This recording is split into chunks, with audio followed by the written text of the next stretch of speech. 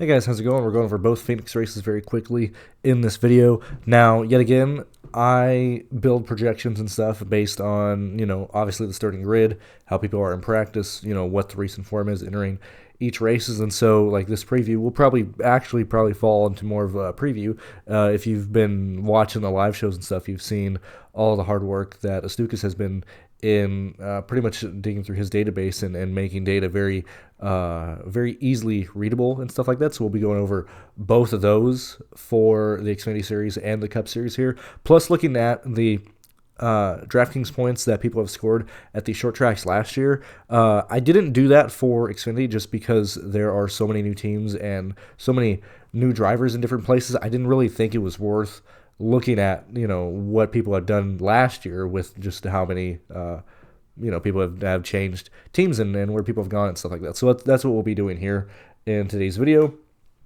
Yet again, these are our prices. Now, this isn't like a scare tactic. This is just saying what's going to happen.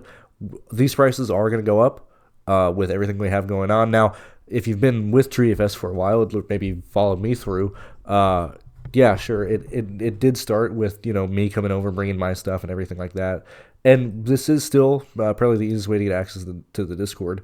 But, when, the owner of the company wins the Millionaire Maker and other people are putting money into the company, you are able to expand, bring more people on, bring more tools on. We actually have quite a lot of things on the horizon, on like the very near future horizon, not only with the tools that Astukas is bringing to the site, but I guess we haven't officially announced it, but all the other people joining and all the other tools we're going to have on the site, like it's actually like a really decent like value now. You can get grandfathered into these prices. Same thing as I have quite a few people who keep asking me about the year-long prices. Sadly, I'm no longer able to offer a discounted rate on this based on the partners that we have in with, baked into these. But, anyway, these are the prices. They're going to go up. If you want to get onto the bandwagon, now would be the time to do so.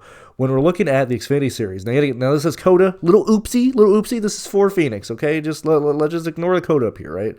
When we're looking at Coda, now, yet again, I come at this with a view or, the side of how do I build projections? What do I do? Now, yet again, I've been making my own projections since like 2018 or whatever.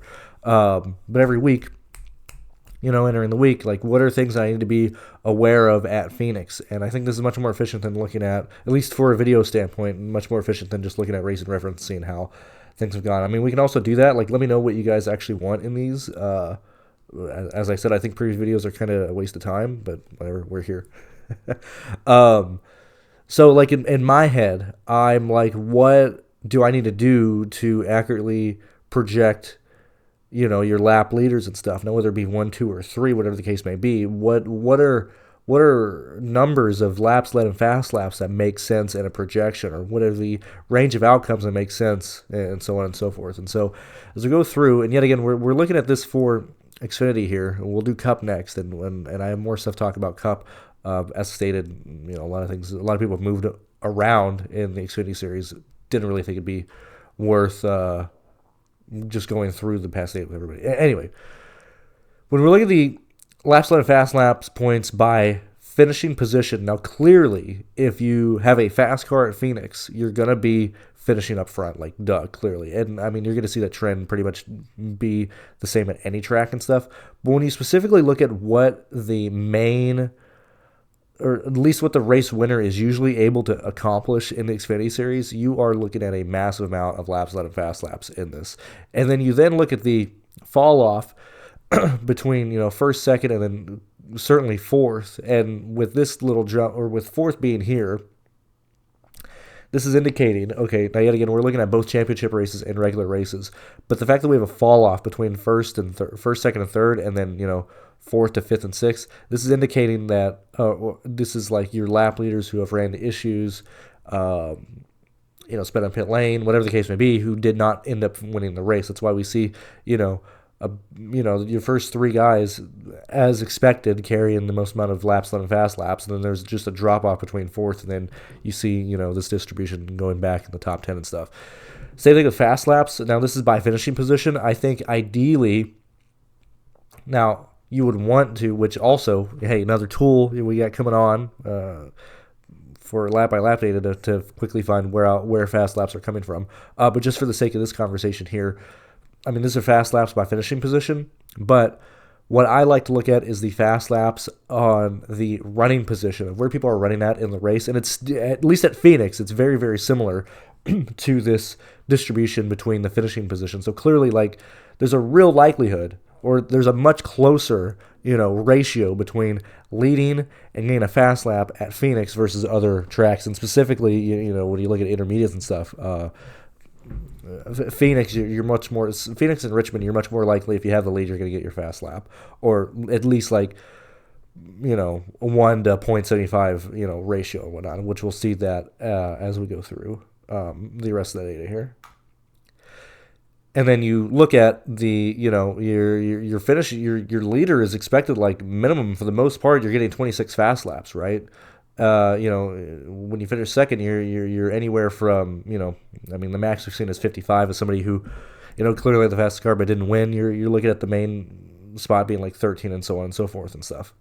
But you're noticing that, hey, you're outside of, people DNFing, where you had a 40 here, you had a, you had a 32 here. These are lap leaders who ran to issues. You're not getting a lot of fast laps if you're really outside of the top 8 on finishing position, but really outside the top 8 in terms of running. Same thing with, like, laps led by finishing position. Clearly, it's, if you're winning the race, you're much more likely to lead laps. Same thing with second place. And we're seeing yet again a bit of a fall off back here. And this is just indicating people who maybe led earlier in the race or ran into issues late in the race who were able to come back and then, ran into issues like speeding, then they came back and finished 7th or 8th or whatever.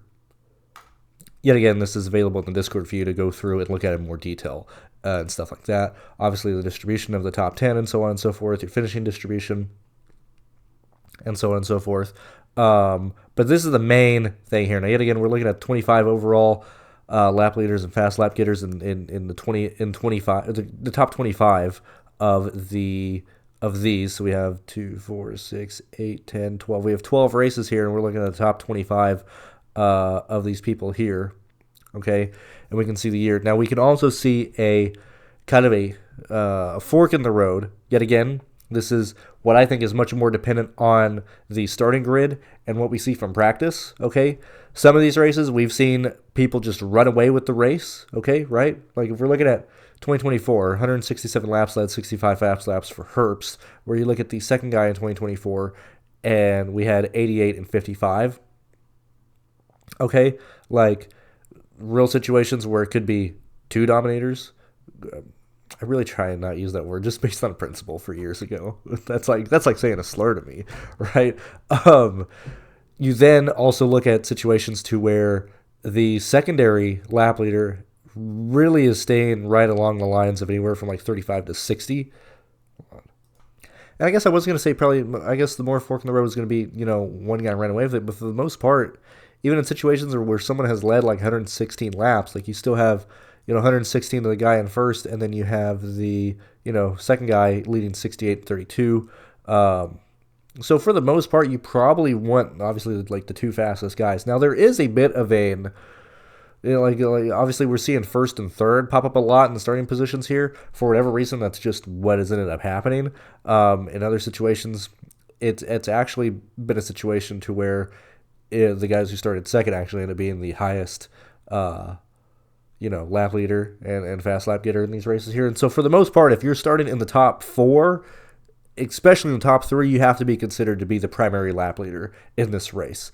And there's a real chance that if you are in the top 5, I mean, obviously we have an 11th place here, a 12th place here and stuff, but high likelihood, and even for us, I mean, we're getting all the way to like the 3rd rankings down here in situations like this, like in 2024 when so many people swapped laps and stuff, and Cole Custer started first, led early and stuff, and then finishing 5th technically, and in 3rd with his 20.2 dominator points. But really, your main guys are coming from the top 2 rows in the starting grid, right?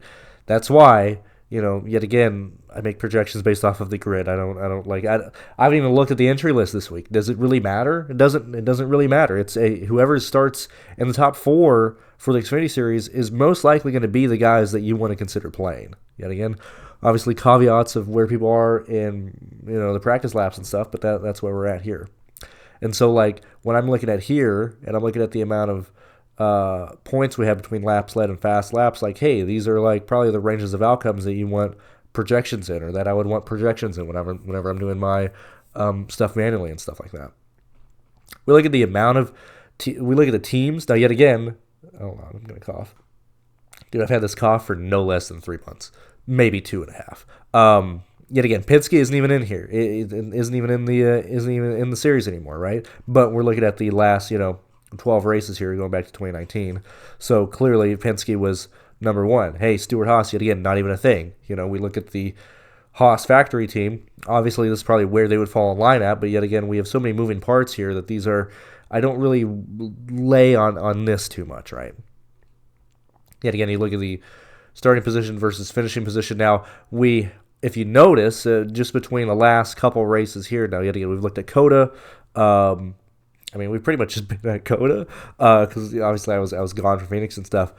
But, as you look through and, we kind of visually go over, you're going to notice that we don't really have a lot of the, huge, gigantic red spots up here under your starting position, being up front and stuff. That's because we really don't have a lot of DNFs or a lot of guys running into issues up here. Now, I'm not saying we don't have that, but for the most part, if you start up front, you're going to be scoring pretty well. Or you're going to be, holding on to, that finishing position and stuff right here. We also don't have a lot of huge place differential plays from the back of the field. Now, yet again, this one was Harrison Burton, who started dead last. But for the most part, you're not going to really have a lot of big-name place differential guys back here. I mean, obviously, these are the huge ones because these are Joe Gibbs guys and Stewart-Haas guys. But for the most part, our value drivers and stuff, you're going to notice So Weatherman. Now, yet again, this is just who. It doesn't really necessarily matter who the driver is. It's more so what type of tier team that falls in line. And so we're looking at these drivers here who are value plays. Who are that's Jones, right? 8 or 7K at that point. But you see a lot of Weatherman, you see a lot of David Starr, you see a lot of kind of like these guys who are 5 to 6K. Kind of like mid 5 to mid 6s and stuff. That's where your values are going to come from. Those are the place differential that we're coming from. And you're looking at that, we're seeing, a good portion of these guys having anywhere from 10 to 11, and that really being the cusp of it. We go up slightly higher. We're at 11 again. And so the place differential outcome of the guys in the back are pretty much limited to 9 to 11 positions, but for the most part, we're wanting to try and just get guys who are going to finish up front. I don't really want to chase a lot of place differential in the back of the field because we have when we go back and look here, you look at the crash DNFs and the mechanical DNFs, we're not really having a lot of those for the most part in these races. So taking a lot of place differential in the back of the field is kind of more risky than what you necessarily need to and stuff. You look at the scoring thresholds. And we're looking at, for the most part, now yet again, you're looking at the, your laps led guys carrying a lot of weight in this. But for the most part, when we're looking at the very bottom half of this, we're looking at min 33, max 43 for your 10 guys. You look at, 42, 43, 45. We need guys who are going to be scoring 40s. Okay, if they're not realistically put in that. Now, yet again, we look at Blaine Perkins last weekend at COTA, right? Kind of came out of nowhere and finished up front and stuff, which is going to happen. But for the most part, if we don't see guys who can score us 40 points or at least be in the range of that, we're looking at min 33, like I said, min 36, min 39. We're not playing those guys, okay, for the Xfinity Series and stuff here. You look at the this just kind of more in detail of the, where we at? Median or mean. And, we need, high 30s, low 40s, right? That's pretty much it. Again, this is more of the team stuff. But, this is a preview for, the Xfinity Series at Phoenix and stuff. This is, it pretty much comes down to we got to play guys who can score us 38 points. And so, if anything, yet again, personally, because I'm at least trying things differently this year, which I enjoyed. This, I had decent success at Coda.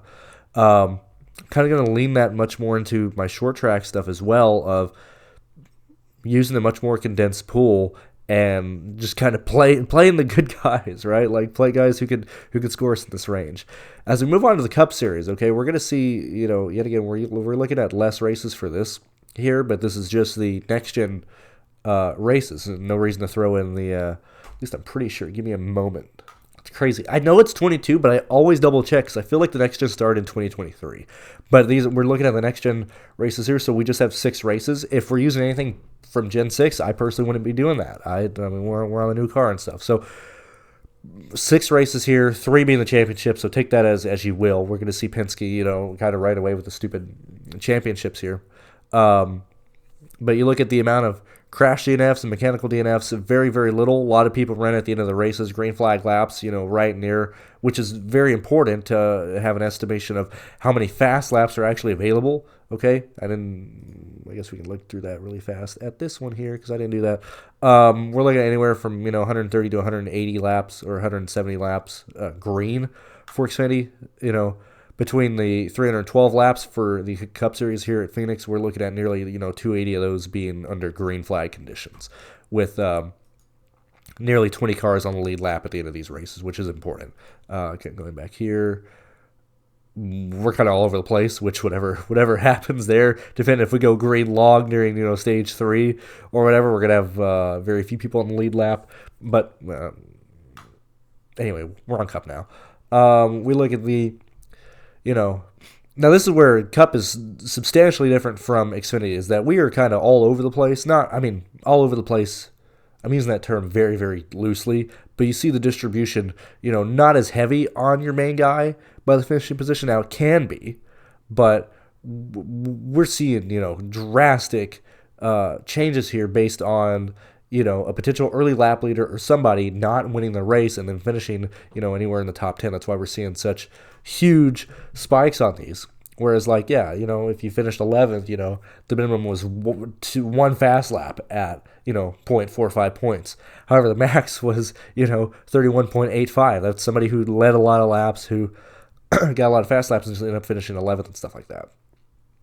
Same thing with the fast laps to our finishing position. Now yet again, we're using 6 races, and so we're seeing that these are pretty similar, in which we'll discover who was the poor sap who finished 4th and pretty much, killed the field with these. But you're seeing that the finishing position for me is, I'm not going to say inconclusive, because clearly you want to play guys up front, but with the volatility of the restarts, especially late here at Phoenix, and now yet again, the number one pit stall doesn't have the OP power that it once had, but it's still vastly important, or it's still very important for the guy in the number one pit stall.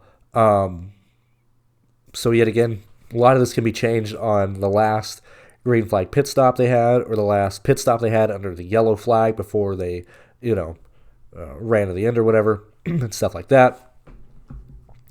But still, if you're at least competing for the win, if you're competing to be a top 10, top 5 contender, you do have a real chance of getting fast laps. If you're just visualizing running positions and stuff of where you're at, all those guys are very much live for fast laps and laps led. The fast laps and stuff by finishing position, that's just kind of where these guys end up finishing, and so you're seeing those guys carry those points to whatever finishing position they had. I kind of like working, not backwards, but visualizing kind of where it would be in terms of the running position and stuff like here. Same thing with laps led. This is a huge situation of somebody who led a lot of laps, who finished 4th, carried a lot of that points. 201 laps led, finishing 4th, that's pretty brutal. This one kind of does a better job at showing, kind of where those guys ended up finishing, but still, for the most part, if you're winning the race, you're getting a good portion of those laps led. You're looking at the distribution between the top 10 of where these guys are at in terms of the points, which we'll discover that a bit more. Same thing in finishing position. This is what I really wanted to get to and look at specifically because, you look at all these races here. So this is pretty much outside of 2024. We have I just want to make sure I'm not saying anything out of 2024 championship is the only one that had 2 guys scored nearly 50 points on both of them. But for the most part, your number 1 guys are leading basically. Actually, that's like shockingly close, right? Your number 1 guy, by projection standpoint, has to be at like 140 laps led, right? And then probably right around 40 to 50 fast lap points for your number 1 guy, whoever that may be this weekend, right? Once we're done with that, secondary, in these races here, when we're looking at number 2, we have a number 1 guy who, started 13th, finished first, 50. But for the most part, your second guy has an upside of 100 laps led. For the most part, we're looking anywhere from probably 50 to 70, okay, as a projection. And same thing with your fast laps. For the number 2 guy, he's probably sitting right at like 40, anywhere from probably 35 to 40. Now, that just in my head. I mean, we see at 25 here, but for the most part, I see around 40. I would say about 35 would be a decent fast lap point for your secondary lap leader and fast lap getter in these races and stuff. And then past that, we're just getting guys who have either led and then finished poorly, had a bad pit stop, whatever the case would be, lost the lead and wasn't able to retain it or wasn't able to get back up there and stuff like that. But still, it's pretty decent to where we are looking at 2 people in these races expected to lead a good portion of these laps. Okay, that's what we want to build around. Now, the starting position is much more loose compared to the Xfinity series. That series, if you're starting top 4, there's a real chance those are going to be the guys, right? However, with the Cup Series, we're seeing those pretty much be anywhere. Now, for the most part, we're still seeing them be the pole sitter and the guy in second place. If you are the pole sitter and the guy in second place, you have a real chance of falling in to be a potential, top 25 scorer in terms of data, right? Probably could have worded that better. Like if you're starting first and or second, real chance you are going to be one of the 2 highest scorers in that slate. But we do see the guy in third get there as well, or at least be, important there, like be the 4th highest Dom rank here. We see the 3rd highest here. We see 4th here. So we have 1, 2, 3, 4, 5. So 5 of the last 6 pole sitters ended up being one of the 3 best dominators from a data perspective. If you started second, you have 1, 2, 3, 4. So 4 of the last 6 were here. We look at third. 1, 2, 3, 4. Okay, so maybe I spoke a little too soon. It seems like if you were, starting first, second, or third, you have a likelihood of at least backdooring your way into some form of fast laps or laps led. Okay. And again, we look at the teams, and Penske is pretty much carrying the championship race. We see that Joe Gibbs and now Hendrick has gotten fast laps in the championship more, but you look at the drivers in the championship. Now, we have a track house here, but this is a Penske. So Penske's carrying the championship data, okay? So if we're breaking the stuff down, we're seeing championship data. When we don't look at that, yet again, this is when Ross Chastain ran away with the race in 2023 at the end of the race. We look at races outside of the championship. We see Hendrick. We see Penske again. We see Stewart Haas, Hendrick, Joe Gibbs. So Joe Gibbs is pretty decently there. I'm mainly just highlighting the fact that we're seeing a very one-sided Penske data for the championship. If we're looking at, the spring race and stuff, it's much more likely.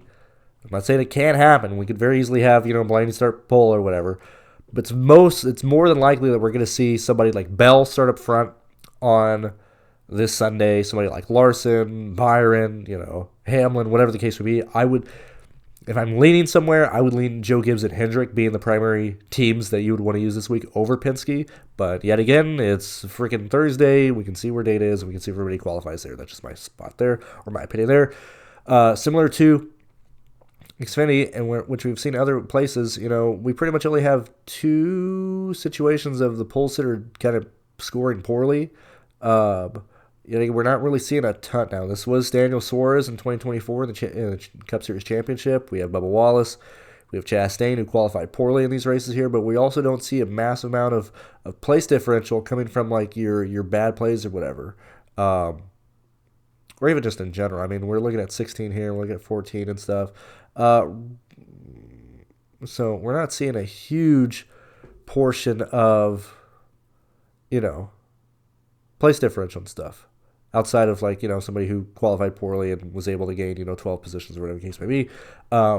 So yet again, you probably don't want to have a lot of people starting in the back of the field. You probably want to limit that to like 1 or 2 guys. And when I mean back of the field, I mean like back 25th on back. Typically, that's where we get our value from. But I would be hesitant on chasing anybody who's more expensive, who, not more expensive than like a value, but like somebody who's like 68 or 7K, I just don't really see the reason to play them in the back of the field because we're not really seeing, huge place differential from these guys in these races, where we see that more so at the road courses and obviously super speedways and stuff like that. We look at the speed ranks, which, let me look, hold on. Sorry, I started coughing like crazy again. We're seeing, as stated, play the good guys, play the good cars. I don't think there's much more to say from here, but like obviously play, like if we're competing for the win, it's going to be a good driver, right? Okay, now kind of differently, which is usually not the case. It's almost usually the other way around. The scoring thresholds for Xfinity is actually, I think it's higher. Yeah, it's, well, maybe not.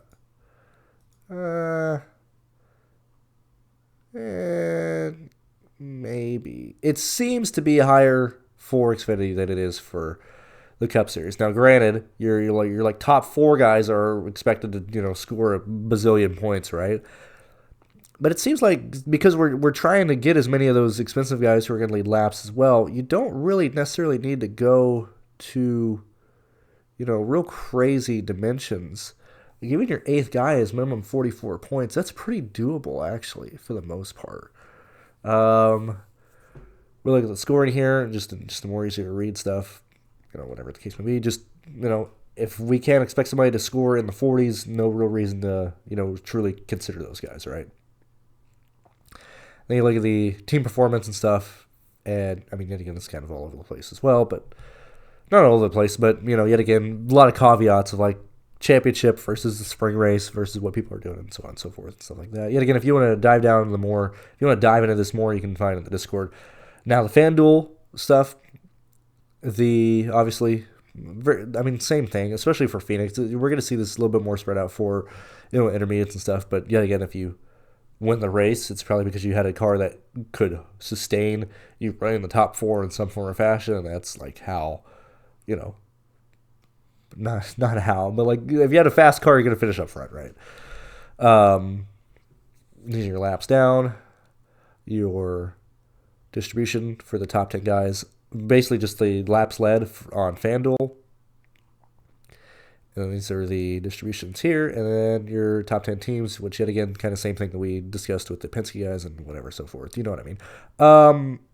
Lastly, looking at the FanDuel stuff, and again, they just do laps led for FanDuel. And so if you just want an idea of where your lap leaders are coming from, this is probably an easier way to look at it. Yeah. So anyway, I know my head is like covering it, but yet again, join the Discord. You can do this on your own time and stuff like that. I do believe that's it. Oh, secondly, the last thing I want to talk about was now yet again, typically I look at a recent form. Now I'm very, very comfortable at where I have that in terms of intermediates. With the huge swings for laps led and fast laps for the short tracks and stuff, I don't really use that as much for this, and this isn't that. This is just the DraftKings points that were scored at the short tracks last year for the tracks that you see up here. These are the DraftKings points scored. Now, yet again, a lot of things to have note if you're using that data point, where these guys started. Did they have baked-in place differential? When did they get the lead? What track did they get the lead at? Obviously, Bristol's going to carry a lot more stuff than normal, or the other tracks like that. And That's not even getting into what is a short track, okay? I just want to push this, or I want to have this on the screen before I started deleting stuff, because I would personally take both Bristol races out, okay? When we're looking at tracks that lend itself to what Phoenix does, okay, from a data perspective, from how I look at it, okay, I'm fine with these races on the screen, okay? You might argue that New Hampshire doesn't fall in line with that. You might argue that Wild West or that St. Louis doesn't fall in that. But I'm perfectly okay using these tracks as the data point of where these guys are at. And when we look at that, your best driver last year from a DraftKings points perspective, now yet again, could be swung in one direction because maybe some people had place differential baked in on some races. Maybe they, obviously things going on. But your main guys, your main guys were Bell, Larson, Hamlin, Blaney, and Elliott last year. Those are your top 5 guys in terms of DraftKings points, okay? Now, yet again, you might argue that, hey, Martinsville is carrying a lot of the points because there's so many points in that. So, yet again, as we remove Bristol, kind of just walking through of how things change and where people fall in line at, we take Martinsville out of that. Who's the best guy here? That then falls to Bell, Hamlin, Larson, Blaney, Reddick, okay? So on and so forth. So, Bell seems like a really good play this week, okay? Hamlin seems like a really good play this week, okay? We're looking at a huge amount of data here that shows, hey, Joe Gibbs, Hendrick guys should probably be looked at this weekend pretty heavily, right? But did you really need me to tell you that? Do we really need to sit here for 30 minutes and talk about that? Anyway, this is the preview for Phoenix. I'll see you guys on Saturday and Sunday for the live show. See you guys then.